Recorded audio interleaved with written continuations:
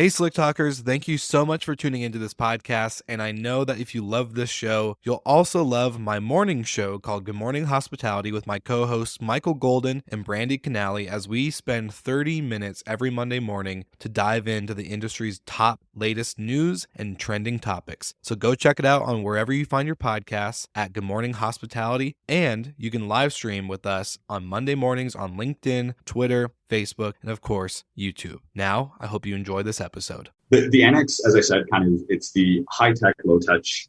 It's the high-tech, low-touch offering. But what that means is that technology is here to enhance the guest experience, not replace it. I think with a lot of short-term rentals or accommodation spaces that are powered by technology, the guest experience is forgotten about. When you arrive to the Annex, you traditionally walk into a lobby and the ground floor has life and culture to it. We have a beautiful wine bar. We've got a programmed event space. We have a cafe. So there's life that exists at the hotel, but the technology is there to allow you to interact with the space in a very modern way. Welcome to Slick Talk, the hospitality podcast where we discuss all things hospitality, hotels, and business. You can find us online at slicktalkthepodcast.com and on every podcast listening platform.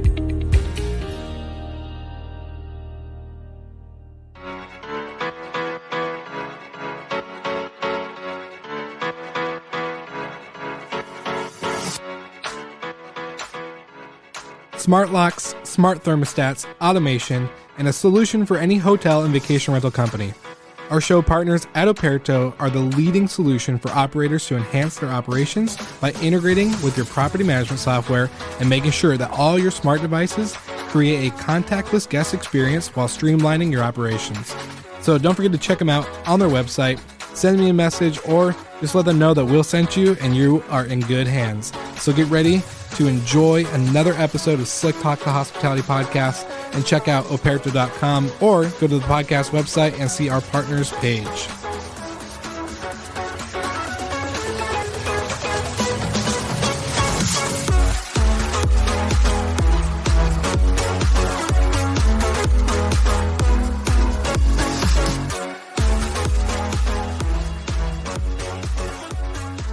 All right, everybody, welcome back to Slick Talk, the Hospitality Podcast. Again, your host, Will Slickers, and I'm really excited to jump in because we're going to talk about hybrid properties today.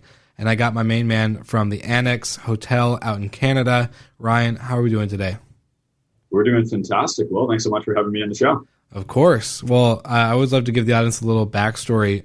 Getting to hear you talk on Clubhouse a couple months back through a mutual connection of ours, Mr. Francois, with Enzo Connect, and it was really cool. And after getting to look up the property and see what you guys are doing, I was like, yo, we got to have Ryan, GM of this hotel, on the show, get to geek out a little bit. You have a really cool background, so just really excited to jump in. But let's kick it off. Where does your journey begin? Full.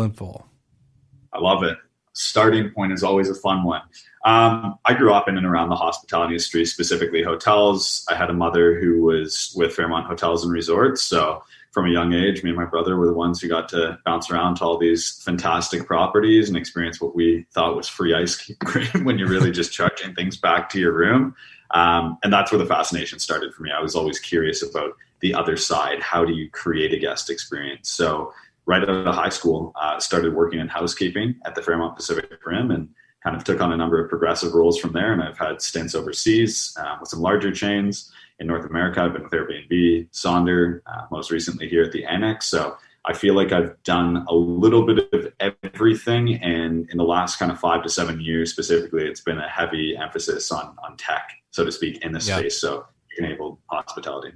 No, that's really cool. And I love that this industry, you can get so much experience by doing a lot of everything, a little bit of a lot, or whatever you want to call it. It's really cool because we have such a fluid industry that you can take any experience from, Fairmont Hotels to Pacific, Pacific Rim housekeeping department, and then down to Airbnb and Sonder, and now the Annex. It's super cool. Yeah. So tell me, like, as a kid though, how cool was it to be floating around the hotel, kind of like you own the place, right? Did it feel like that as a kid? It's kind of that outrageous Conor McGregor walk with the robe on it. I feel like you don't really understand at that age how much goes into making you feel like that. But I think when you experience it from such a young age, it becomes kind of a part of you or in your blood. So it's an incredible industry. It's fun. Well, you didn't know anything else different, right? So it's like, this is what you've known. That's kind of cool to see it play out as a career. Now tell us about your experience with going from housekeeping. What was that like for you going from that to then where'd you go to after? Was it Sonder or Airbnb?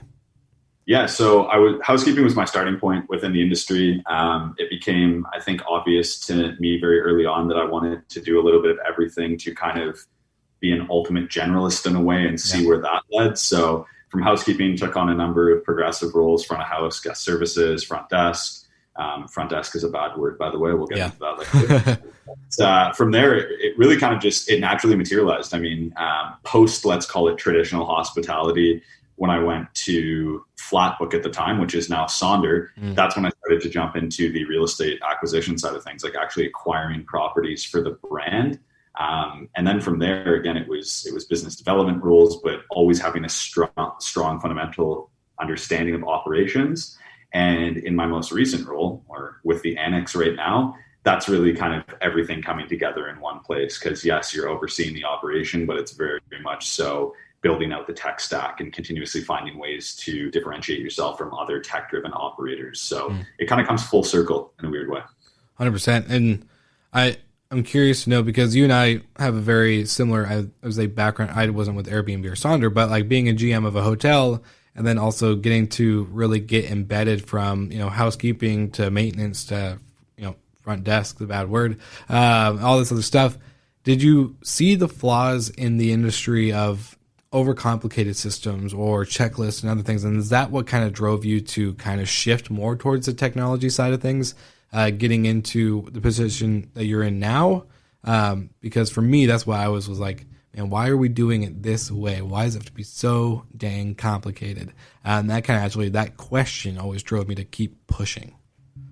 Yeah, it's, I'll be honest, I think early on, you don't necessarily see it because you don't know any better, right? You think that's the way it's always been done. But as I started to transition away from more of a traditional operation where you've got the front desk, the systems are from 1983, and got into the technology space, specifically with Sonder and Airbnb, I saw that there was an opportunity to solve inefficiencies through technology, but also enhance the guest experience at the same time. I mean, specifically the front desk.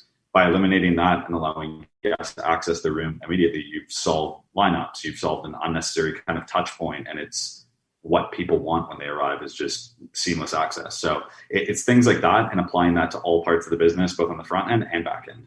Yeah, 100%. And do you feel like with technology, because I think a lot of people, even myself, sometimes I'm guilty of putting on like this facade of like technology enhances all this operations and guest experiences, but the technology takes work on the back end. Like there's things could go wrong. A smart hub could stop working and disconnect from the Wi-Fi, or something can happen, right? So with that, like what do you think outweighs? Like, do you think the old system and processes outweigh the little headaches and hiccups that happen with technology, or is it the other way around sometimes? I like that question. I think it's a bit of give and take. Like, look, I think that the intention of old school processes is correct. Like when someone's coming to a desk, it's that moment of joy or delight or like that initial experience. But there's other ways to do that. Obviously, more efficient ways, more seamless ways. With tech, yeah, there's things that go wrong from time to time, but I'd say the fail rate is so low with technology these days that like you kind of build it into your operation, and it's very easy to use the opportunity to enhance a stay. Like we're talking less than 5% fail rate on things like access. So I'd say you're actually more inclined to make mistakes in the old school way than you are through technology. It's just the guest experience is different in both of those situations. Yeah. I think you and I talked earlier too about, giving the guests the opportunity to have the interaction that they want.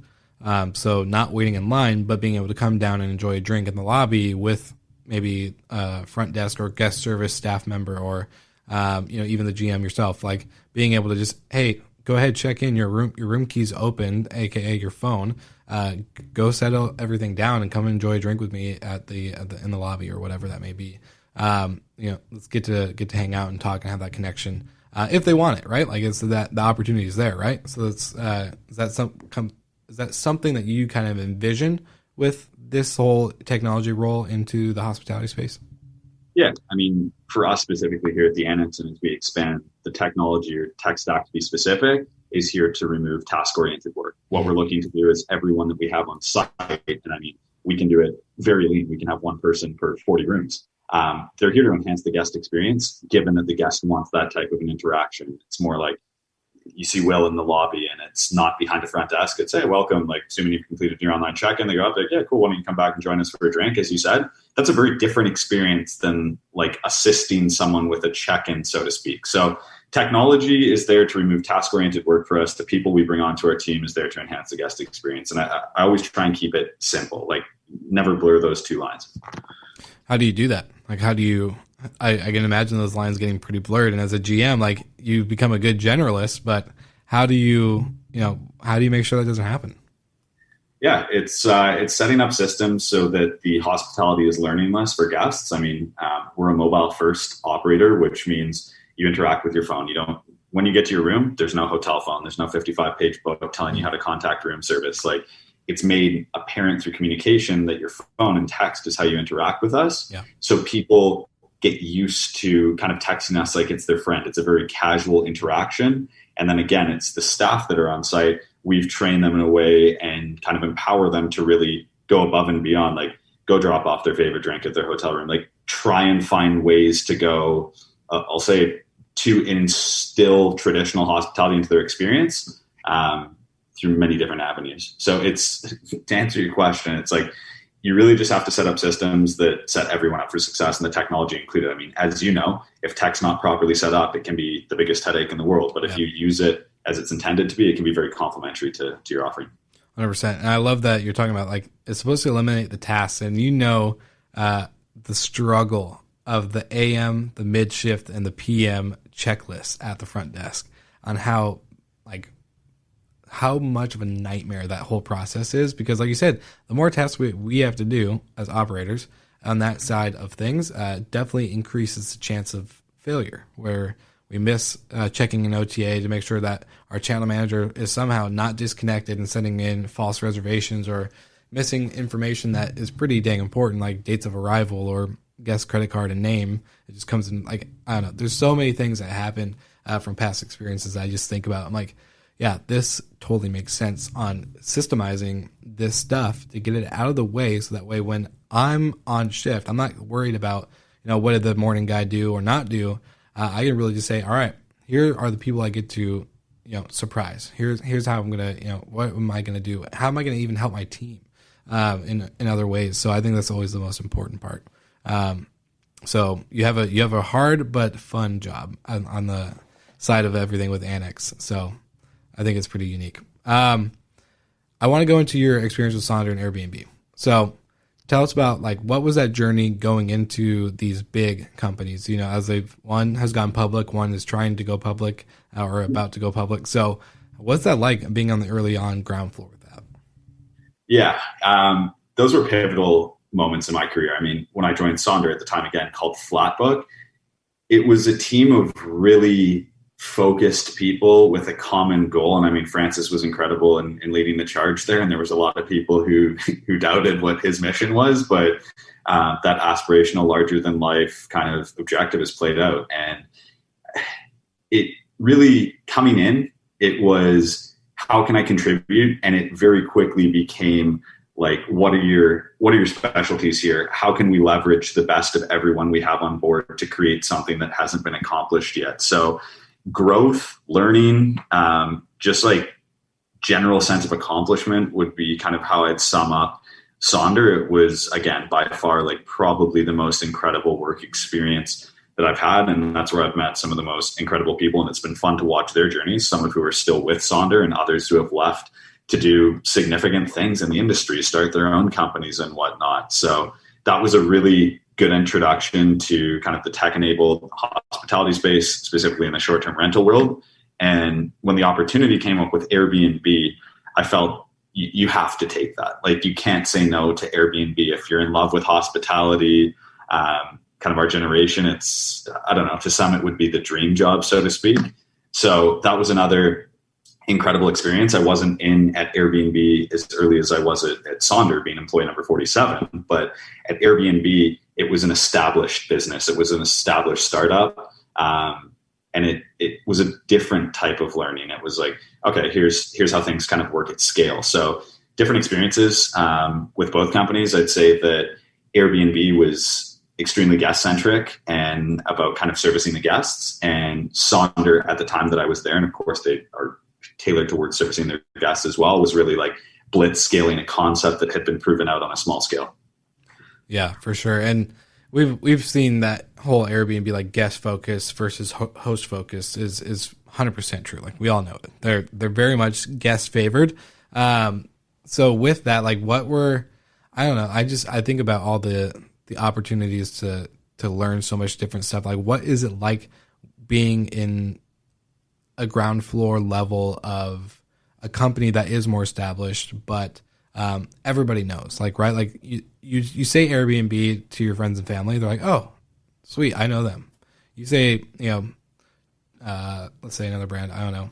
You say Pete's Coffee, they're like, oh, what? Who's Pete's Coffee? Like, I've never heard that. Like Starbucks would be the one that everyone would know. So what's that like being kind of like having that inside scoop? What does happen when you're in a room like that with people? If that makes sense, if I'm even asking the right question.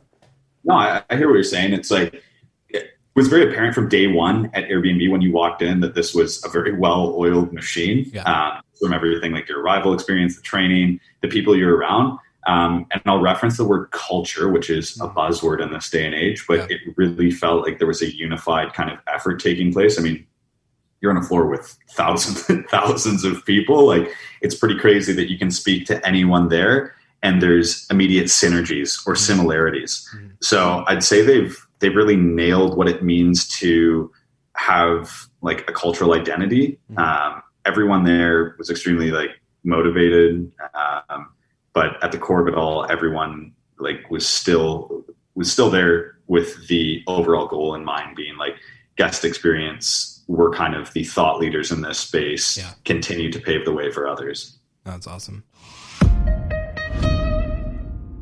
Hey, I hope you guys are enjoying this episode, and I wanted to drop in quickly to let you know that our partners at Jetstream have some of the best-in-class technology that sits at the heart of the guest experience with a focus on generating revenue for your property assets.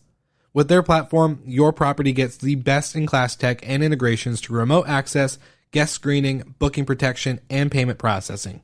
Better yet, their team does all of the hard work of 24/7 guest communication and content creation. So go ahead, click the link in the show notes so you can jump on board today and take advantage of their professional hospitality team. Now, we're back to the episode. So what was the leading moments or turning point for you to leave Airbnb, and then did you go straight to the Annex, or what's the journey from, let's say, C to D?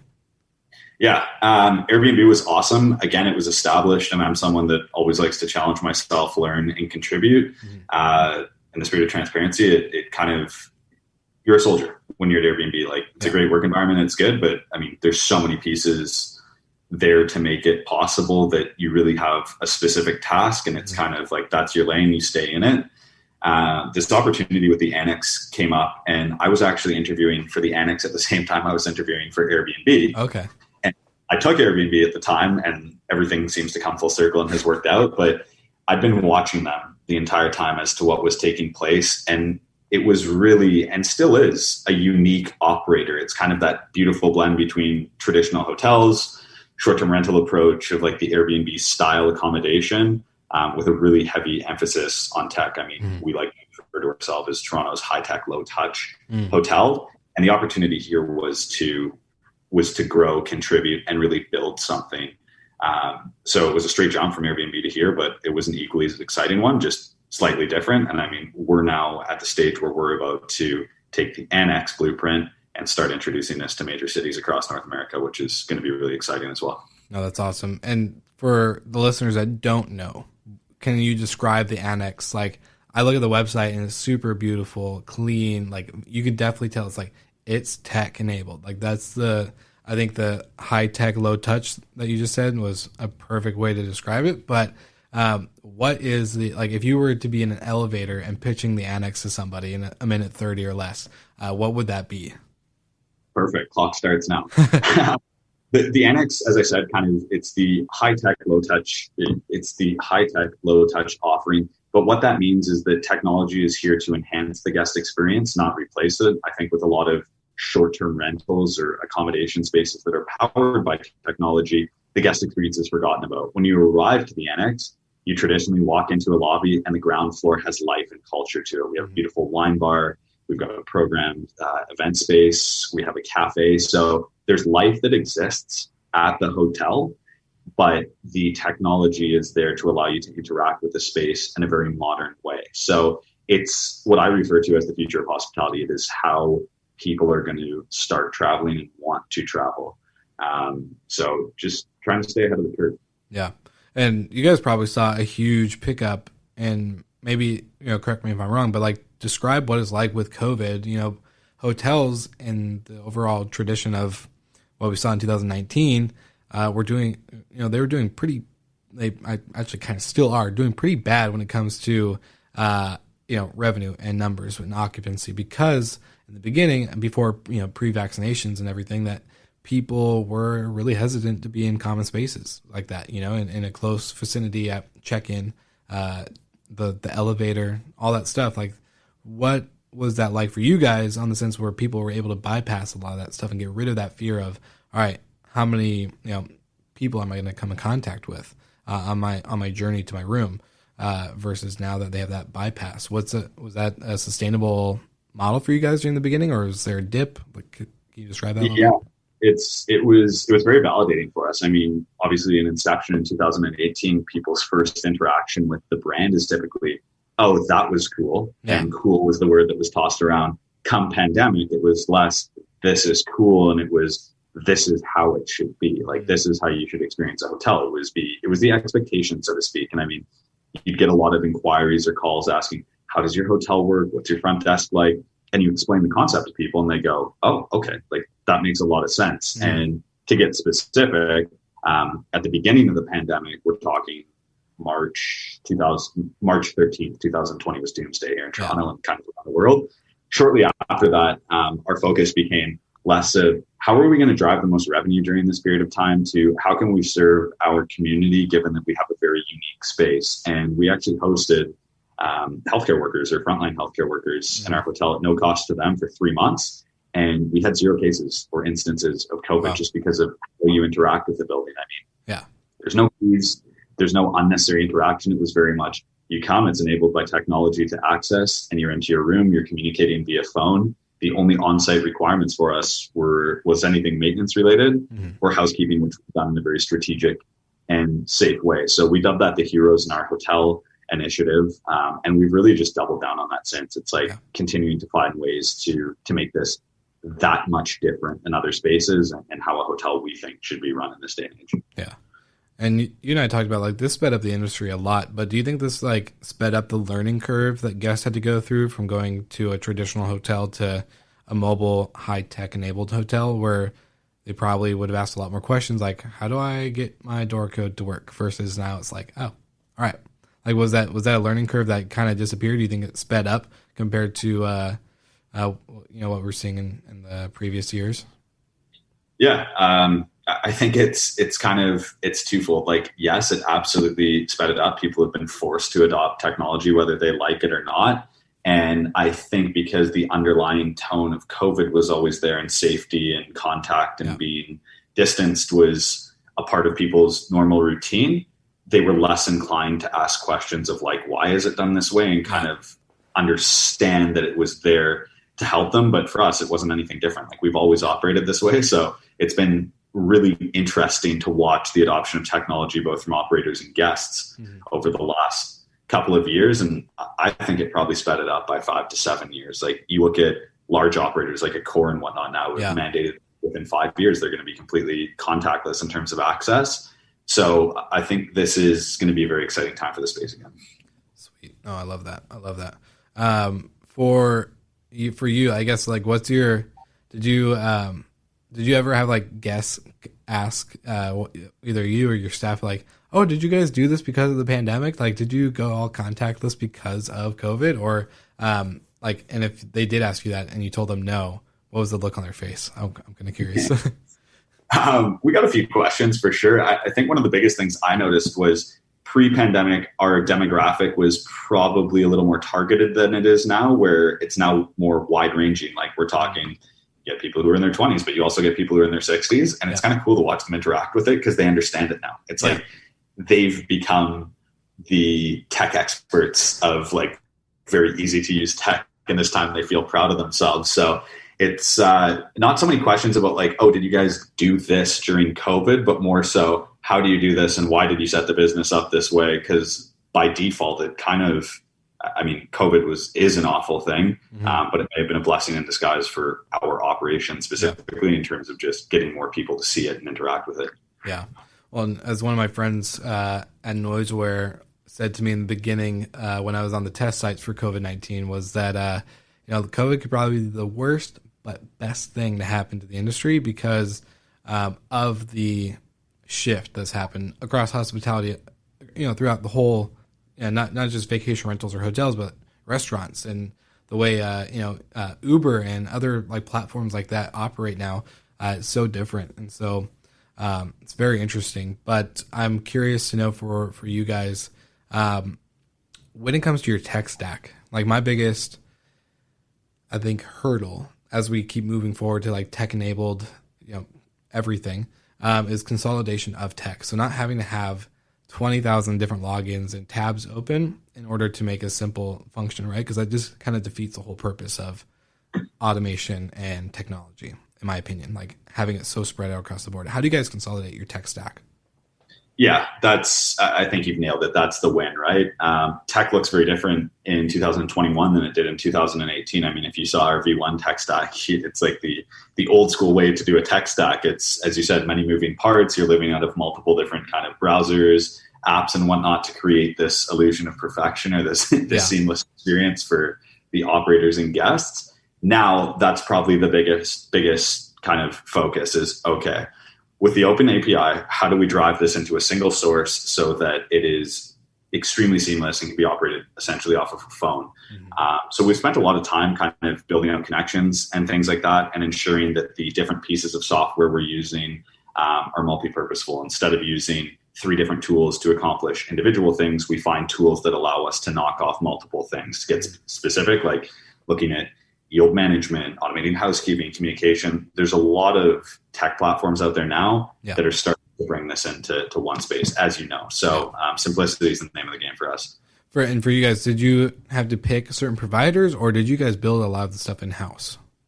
Yeah, it's a combination of proprietary tech and third party. I think that with the amount of time, money, and resources that some of these companies are spending on technology, it makes sense to work with them. I mean, I'll reference people like Operato. They're just continuously pushing the needle, and like it's something as simple as access, but they find ways to always be 2 steps ahead. I mean, if you're to build that out on a proprietary level in a year, we're going to be where their V1 was like 5 years ago. So proprietary tech for sure, where it's necessary, and using the best of third-party software that's readily available, but connecting all those pieces to make it the all-encompassing puzzle versus one piece or the other, because as you know, it's important that you have a tech stack that accomplishes everything. A lot of the software allows you to do one thing within an operation.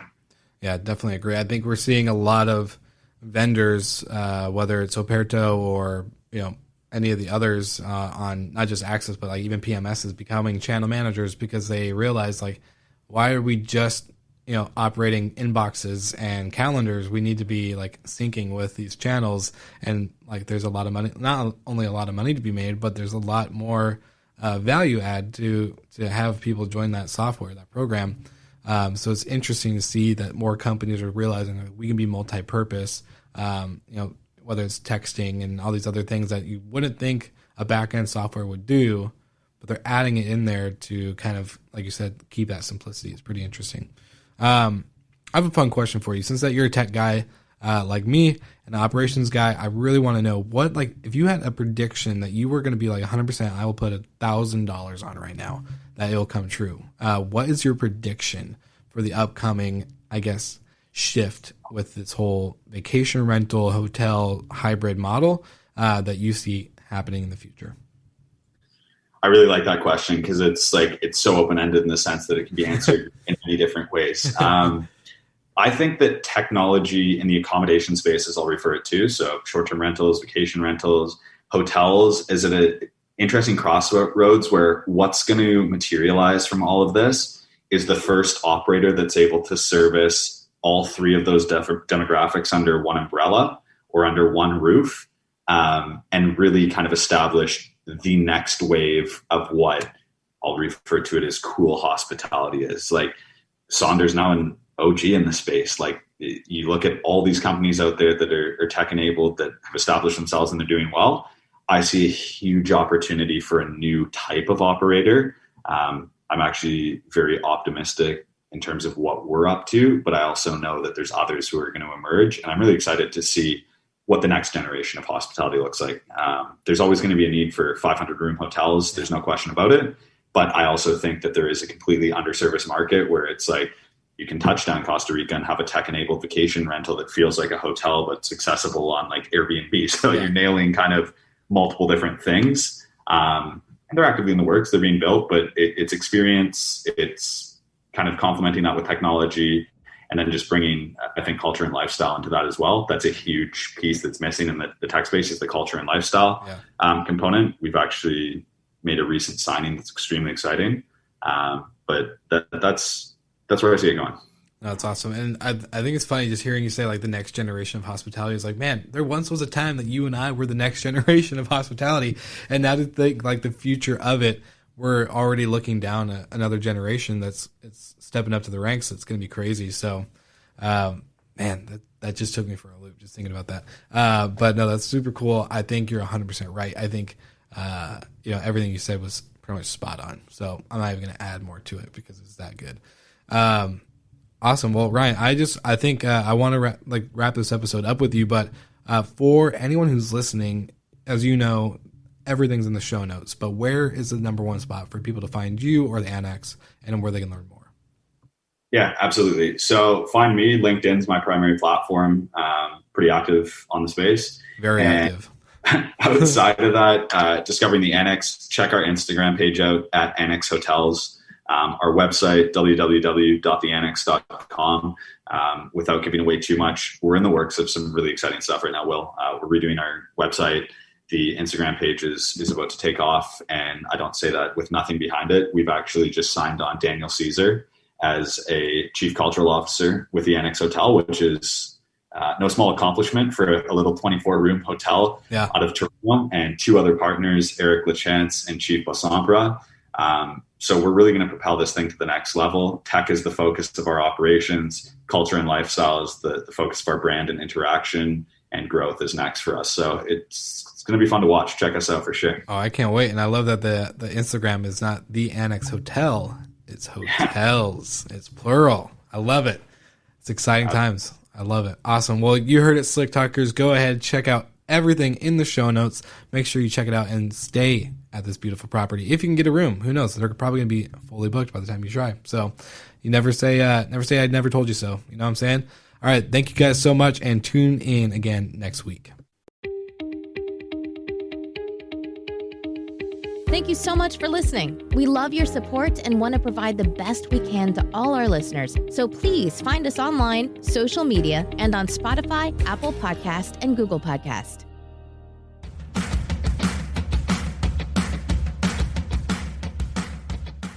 As I've been growing my business and finding new ways to add to my property portfolio, I have to think about how I can anticipate the homeowner's needs, just like I do for my guests. One of the things owners always ask is, how is my property going to be protected? What happens if something gets damaged, or worse? These are valid questions and concerns, and I have an opportunity to address these concerns before they even get mentioned, all thanks to having Safely as part of my toolkit. I can ensure all stakeholders are covered during a guest stay and use this information as a way to grow my business by ensuring my property owners know they can trust that I have them covered. If you're a professional property manager, then you need to get safely in your tool belt so you can focus on operating and growing your business. Thanks for listening to Slick Talk, the hospitality podcast. Now, back to an episode.